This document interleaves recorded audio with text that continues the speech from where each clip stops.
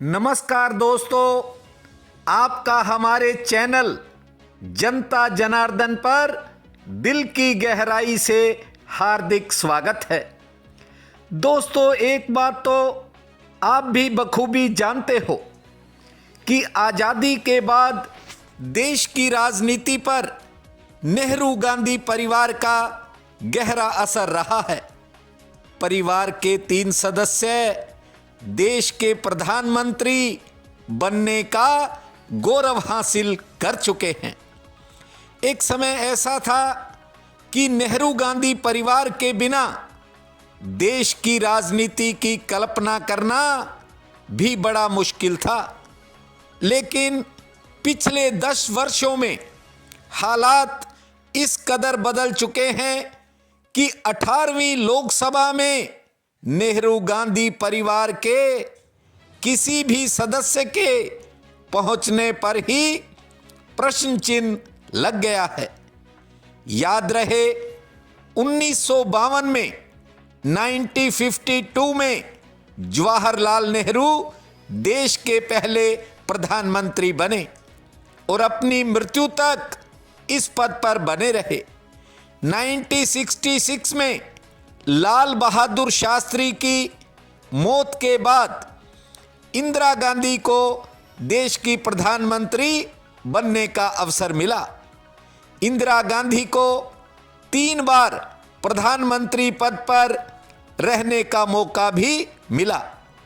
वर्ष 1984 में इंदिरा गांधी की हत्या के बाद उनके पुत्र राजीव गांधी प्रधानमंत्री के पद पर आसीन हुए। सहानुभूति की लहर के चलते कांग्रेस को 400 से ज्यादा सीटों पर रिकॉर्ड जीत मिली। 1991 में राजीव गांधी की हत्या के बाद उनकी पत्नी सोनिया ने प्रधानमंत्री बनने की कोशिश तो की थी, लेकिन विदेशी मूल के मुद्दे पर विरोध के चलते सोनिया गांधी को अपना इरादा बदलना पड़ा था। उसके बाद नेहरू गांधी परिवार की पकड़ देश की सत्ता पर लगातार कमजोर होती गई। फिर भी सोनिया गांधी और राहुल गांधी लोकसभा में रहकर अपनी भूमिका अदा करते आ रहे थे। विधि का विधान कि 18वीं लोकसभा में नेहरू गांधी परिवार के किसी सदस्य के मौजूद रहने पर भी प्रश्न चिन्ह लग गया है। उत्तर प्रदेश के रायबरेली लोकसभा क्षेत्र से 2004 में पहली बार सोनिया गांधी चुनी गई थी।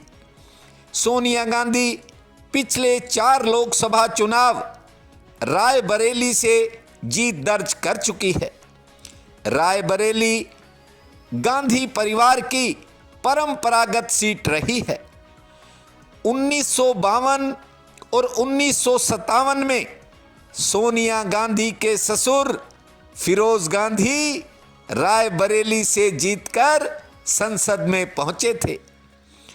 1967, 1971 और 1980 के लोकसभा चुनाव सोनिया गांधी की सास इंदिरा गांधी ने रायबरेली से जीता था, लेकिन खराब सेहत और विपरीत राजनीतिक हालातों के चलते इस बार सोनिया गांधी ने लोकसभा का चुनाव न लड़ने का फैसला लिया है। पिछले महीने हुए राज्यसभा चुनाव में सोनिया गांधी राजस्थान से जीतकर संसद में पहुंच चुकी है। अब तक यह भी साफ हो चुका है कि राहुल गांधी अमेठी से चुनाव लड़ने वाले नहीं हैं। पिछला चुनाव राहुल गांधी ने अमेठी और वायनाड से लड़ा था। अमेठी से बीजेपी की स्मृति ईरानी ने राहुल को पटकनी दे दी थी। अमेठी भी नेहरू गांधी परिवार की परंपरागत सीट रही है। संजय गांधी वर्ष 1980 में अमेठी से चुनाव जीते थे। संजय गांधी की हवाई दुर्घटना में मौत के बाद 1981 में राजीव गांधी ने अमेठी से चुनाव जीतकर अपने राजनीतिक जीवन की शुरुआत की थी। 1991 में राजीव गांधी की हत्या के बाद सोनिया गांधी ने अमेठी से जीतकर सक्रिय राजनीति में प्रवेश किया था। 2004 से राहुल गांधी अमेठी से चुनाव लड़ रहे हैं। वर्ष 2019 में राहुल गांधी केरल के वायनाड से चुनाव जीते थे। वायनाड लोकसभा सीट का गठन 2008 में डिलिमिटेशन के समय किया गया था। शुरू से वायनाड से कांग्रेस को ही जीत मिलती रही है। वर्ष 2019 में राहुल गांधी ने वायनाड से सीपीआई के पीपी सुनीर को 4 लाख से ज़्यादा वोटों से हराया था। इतना ही नहीं, कांग्रेस ने केरल से सबसे ज़्यादा 20 में से 19 सीटों पर जीत हासिल की थी। आपको बता दें, कर्नाटक की सीमा पर स्थित वायनाड एक ग्रामीण लोकसभा सीट है। चारों तरफ से हसीन पहाड़ी नज़ारों से घिरे वायनाड में आदिवासी मतदाता भी बड़ी गिनती में हैं। कांग्रेस ने राहुल गांधी को वायनाड से चुनाव मैदान में लाने की घोषणा कर दी है, लेकिन इस बार वायनाड की फिजा भी कुछ बदली हुई है। लगता है वायनाड से राहुल गांधी की राह कांटों से भरी दिख रही है। इसका कारण यह है कि सीपीआई ने राहुल गांधी के सामने अपनी कदावर महिला नेता एनी राजा को टिकट दी है। विडंबना यह सीपीआई राष्ट्रीय स्तर पर कांग्रेस की अगुवाई वाले इंडिया अलायंस का हिस्सा है, लेकिन केरल में सीपीआई कांग्रेस विरोधी एलडीएफ में शामिल है। इसके अलावा इस बार भारतीय जनता पार्टी की स्थिति भी केरल में काफ़ी बेहतर लग रही है। लोकसभा चुनाव 2024 में नेहरू गांधी परिवार की एक और सदस्य प्रियंका गांधी वाड्रा ने चुनाव लड़ने की संभावना पर विराम लग गया है। ऐसी अटकलें लगाई जा रही थी कि सोनिया गांधी द्वारा छोड़ी गई रायबरेली की सीट से प्रियंका को मैदान में उतारा जा सकता है, लेकिन सोनिया गांधी किसी भी सूरत में प्रियंका को चुनावी राजनीति में उतारकर राहुल की हैसियत को कमजोर करने के हक में नहीं दिखाई देती।